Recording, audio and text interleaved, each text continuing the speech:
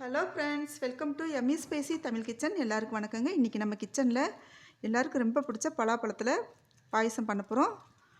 இந்த பலாப்பழத்தில் வந்துட்டு நிறைய மருத்துவ குணங்கள் இருக்குங்க. இது தெரிஞ்சால் நீங்கள் விடவே மாட்டீங்க, அடிக்கடி சாப்பிடுவீங்க. இந்த டிப்ஸும் நம்ம பார்க்க போகிறோம். வீடியோ மிஸ் பண்ணாமல் பாருங்கள் லாஸ்ட் வரைக்கும். வாங்க நம்ம வீடியோக்குள்ளே போகலாம்.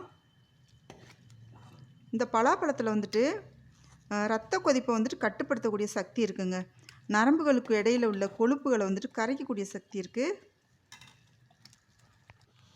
இப்போ நம்ம என்னென்ன பொருள் தேவைன்னு பார்த்துக்கலாம். 8 சைஸ் பெரிய சைஸில் 8 பலாச்சோளம் எடுத்துக்கலாங்க.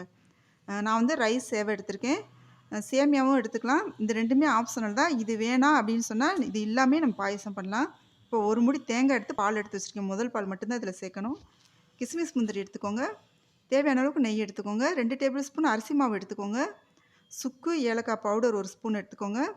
மண்டவெல்லாம் உங்களுக்கு எவ்வளவுக்கு இனிப்பு தேவையோ அந்தளவுக்கு எடுத்துக்கோங்க. நான் 1 கப்பு பலாச்சோளைக்கு 1 கப் மண்டவெல்லாம் எடுத்திருக்கேன். இப்போ பாத்திரத்தை அடுப்பில் வச்சு தண்ணி கொதிச்சாச்சு. இப்போ மண்டவெல்லத்தை அதோடு சேர்த்துக்கலாம். இது வந்துட்டு கம்பி பதத்துக்கெலாம் காய்ச்ச தேவையில்லை.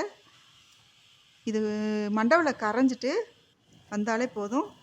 இப்போ நல்லா கொதிச்சு வந்துருச்சு பாருங்கள் பாகு. இப்போ வடிகட்டி எடுத்துக்கலாம். இப்போ ஒரு தாளிக்கிற கரண்டி வச்சுட்டு நெய் சேர்த்துக்கலாம். இப்போ நம்ம இந்த பாயசத்தில் வந்துட்டு நெய் சேர்க்க போகிறது கிடையாது. தாளிக்கிற அந்த கிஸ்மிஸ் முந்திரி மட்டும்தாங்க சேர்க்க போகிறோம். இப்போ நெய் நல்லா காஞ்சி வந்துருச்சு. இதய நோயை கட்டுப்படுத்தக்கூடிய சக்தி இருக்குங்க இந்த பலாப்பழத்தில்.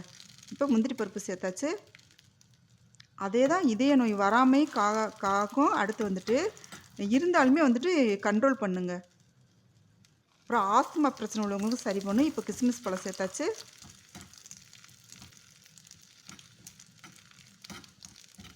நல்லா அது வந்துட்டு நல்லா உப்பி வரட்டும் கிஸ்மிஸ் பழம்.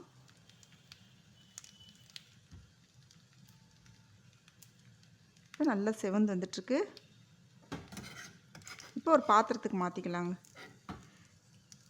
இந்த பலாப்பழம் அடிக்கடி சாப்பிட்றதுனால கேன்சரை கட்டுப்படுத்தக்கூடிய சக்தி இருக்குங்க. இதில் கேன்சர் வராமல் தடுக்கக்கூடிய சக்தியும் இருக்குது. இப்போ ஒரு பாத்திரத்தை அடுப்பில் வச்சுட்டு நம்ம நெய் சேர்த்துக்கலாம். இப்போ இந்த பலாப்பழத்தை வந்துட்டு நம்ம மிக்ஸி ஜாரில் போட்டு அரைச்சி வச்சுருக்கோம். அதை வந்துட்டு இந்த பாத்திரத்தை சேர்த்துட்டு இப்போ நம்ம இந்த நெய்யிலே வதக்கி எடுக்க போகிறோங்க. நல்லா வதக்கிக்கோங்க. நல்ல வாசனை கமகமன்னு வரணும். அந்த நெய்க்கும் இந்த பலாச்சோளைக்கும் நல்ல வாசனை வருதுங்க. இது ரொம்ப சிம்பிளான வேலை தான். எல்லாமே ரெடி பண்ணி வச்சுட்டோம்னா நம்ம 5 நிமிஷம் இந்த பாயசம் பண்ணி முடிச்சிடலாம். இப்போ பாருங்கள், இந்த பாகு வந்து இதில் சேர்த்துக்கலாம்.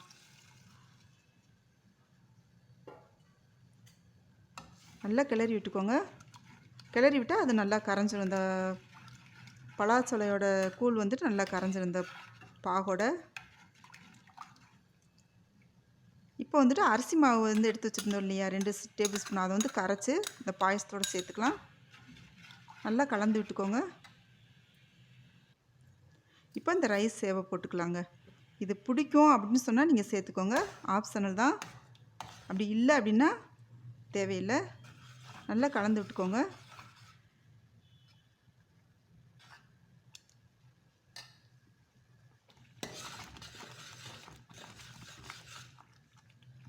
இப்போ பாருங்கள், நல்ல கெட்டியாக வந்துருச்சு.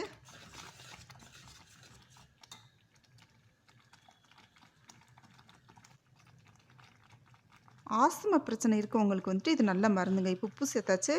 இந்த பலாச்சோளம் வந்துட்டு அவ்வளோ நல்ல மருந்து. இப்போ தேங்காய் பால் அதோடு சேர்த்துக்கலாம்.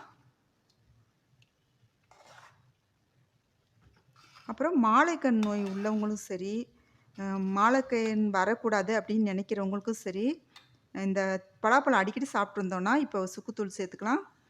சுக்கும் ஏலக்காயும் கலந்த பவுடரை நல்லா கிளறி விட்டுக்கோங்க. மாலைக்கண் நோயை கட்டுப்படுத்தக்கூடிய சக்தியும் இருக்குது, வராமல் தடுக்கக்கூடிய சக்தியும் இருக்குங்க. எலும்புகளுக்கு தேவையான கால்சியம் சத்து இதில் நிறைய கிடைக்கிது. அடிக்கடி சாப்பிடுங்க. இப்போ முந்திரி பருப்பும் கிஸ்மிஸ் பழமும் சேர்த்தாச்சு. இந்த ரெசிபி உங்களுக்கு பிடிச்சிருந்துச்சுன்னா நம்ம சேனலை சப்ஸ்கிரைப் பண்ணிக்கோங்க. பெல் ஐக்கானை கிளிக் பண்ணுங்கள். ஷேர் பண்ணுங்கள், கமெண்ட் பண்ணுங்கள், லைக் பண்ணுங்கள். தேங்க்யூ.